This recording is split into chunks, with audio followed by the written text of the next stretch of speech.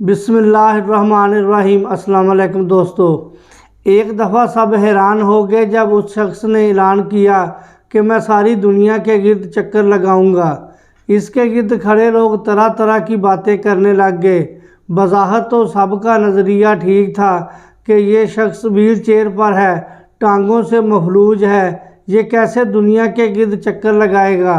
इन्हीं लम्हात में एक सहाफ़ी ने सवाल कर डाला, जनाब ये आपने क्या बात कह डाली, आप तो टांगों से मफलूज हैं, फिर इतना बड़ा दावा कैसे मुमकिन होगा। तो उस शख्स ने कहा, अल्हम्दुलिल्लाह मैं दिमाग से मफलूज नहीं हूँ, जिस्म के अज़ा सलामत हों, मगर इंसान दिमागी तौर पर फेल हो जाए तो वो हकीकी नाकाम होता है। दोस्तों, हमारी ज़िंदगी भी ऐसे बहुत से मसाइल से भरी पड़ी है।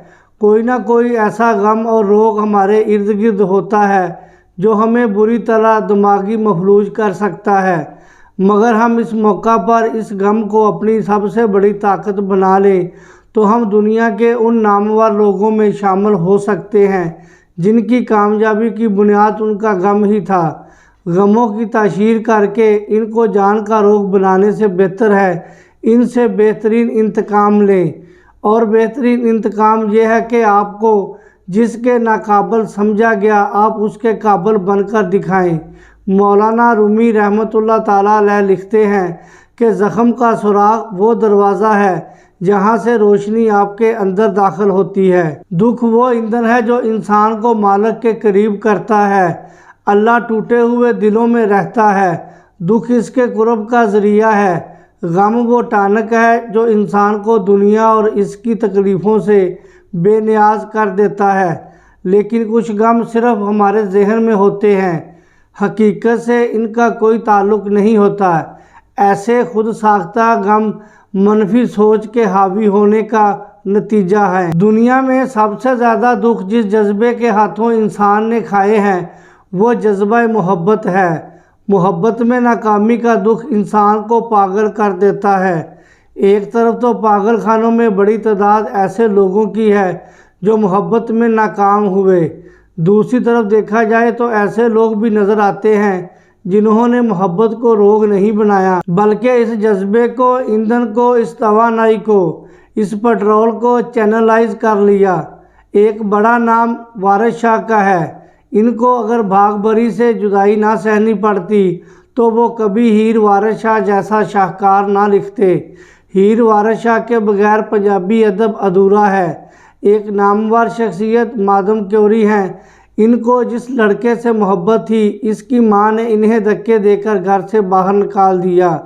मादम क्योरी ने ऐसे दिल का रोग नहीं बनाया बल्कि इसे आग की भट्टी में झोंक दिया, फिर दुनिया को ताबकारी का तोहफा दिया। मैकलम एक्स को भी देखा जा सकता है जिन्होंने कालों से नफरत के गम को कैसे कमाल अंदाज में डील किया कि इनके लहजे की गरज आज भी दुनिया के दिल पगला देती है। कायदे आज़म रहमतुल्लाह ताला अलैह तमाम तर मुखालफतों और मुश्किलात के बावजूद हमें आज़ाद सरजमीन दे गए। मार्टिन लूथर किंग का कारनामा कि अपने ख्वाब को हसरत बना के नहीं बैठ गए बल्कि ऐसी खूबसूरत तकरीर की सबको हिला के रख दिया।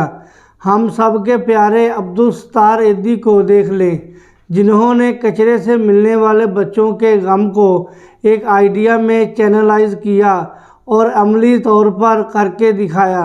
सैकड़ों नाम हैं जिनसे इसी दर्द ने दुनियाएं तस्कीर करा दी। तो साबित हुआ ये गम इंसानी ज़िंदगी में वो दोधारी तलवार की तरह है कि अगर इससे मुस्बत काम नहीं लेंगे तो ये आपको काट के रख देगा, और अगर इसको सीढ़ी बनाकर कामयाबी के ज़ीने तय किए जाएं तो शानदार कामयाबी आपकी मुंतज़िर होगी।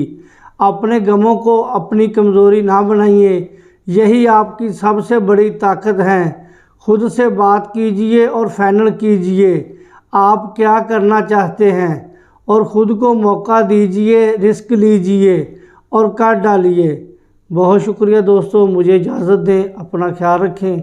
अल्लाह हाफिज़। अस्सलामु अलैकुम व रहमतुल्लाहि व बरकातुहू।